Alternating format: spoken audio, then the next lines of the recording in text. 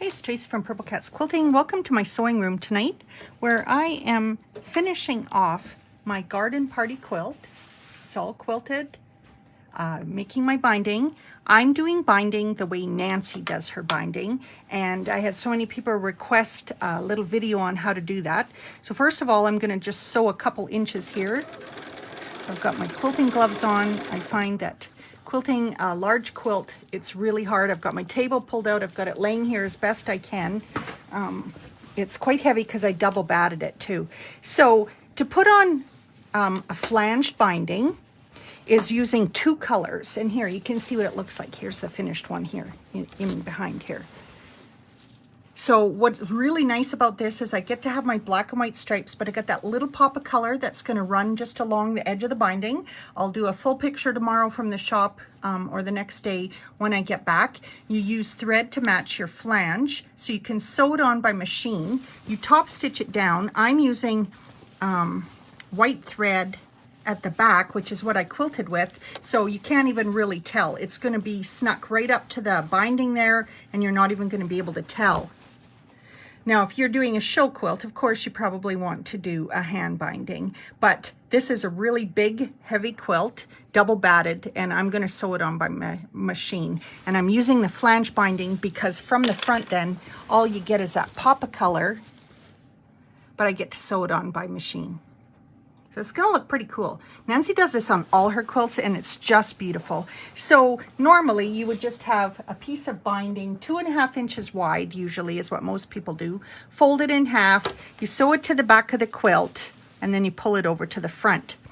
With this one, the color that you want your flange to has to be 1/4 inch bigger than your binding. So my binding's this stripe, so it would be 1.5 inches.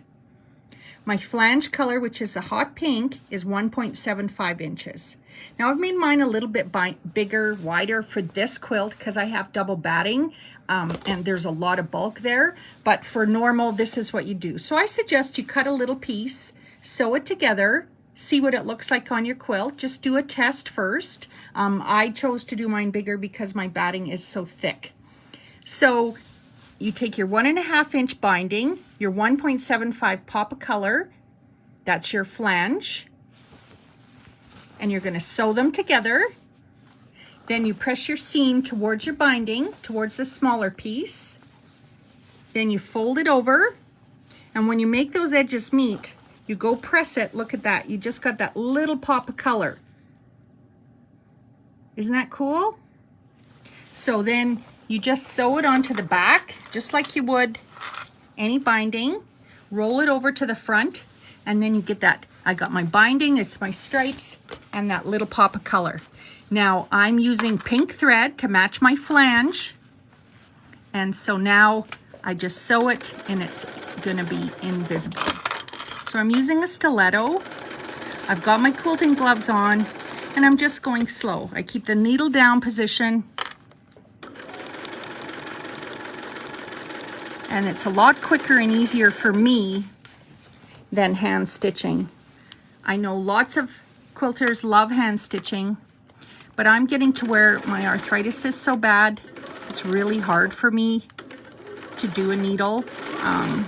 I know Nancy used to do all of our hand binding in the shop. She used to take Courtney's quilts home and my quilts home. She said she could still hear her mother's voice when she would do those hand binding, because that's just what you did back then.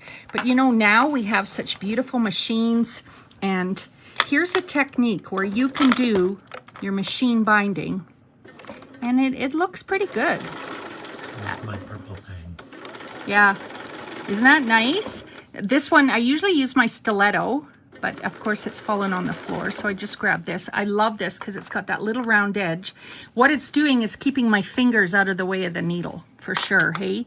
And it helps just pull that and hold it in place. So yeah, that's as easy as it is. I've never made one before, and now that I can see how easy it is, I'll be doing this again. Nancy always puts that little pop of color underneath her binding, and you can see how nice and neat it looks on the back too. I like a really full binding, a really heavy full one, and with that double batting, that's what I've got for sure. So I'm pretty excited. It's always, every step of the quilting process is, takes time and effort, and it took me just about an hour to make my binding and get it all pressed and ready.